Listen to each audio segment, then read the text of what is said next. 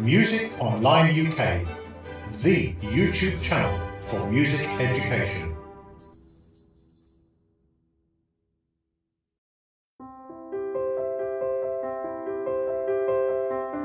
Easy Piano Tutor Lesson 32. More signs. This bar contains 3 new signs. Above the first note is an accent, which means that you play the note with extra force. Above the second note is a pause, which means you hold the note for longer than normal. There is no set length how long you should hold it, but obviously you should wait longer than it's actually written for.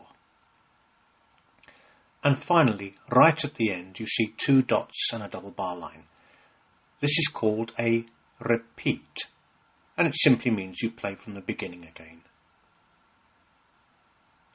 In this piece, War Dance, all these signs are used. Use heavy accents on the chords at the beginning to scare away the enemy, but then use an element of surprise with big contrasts between soft and loud playing in the second half of the piece.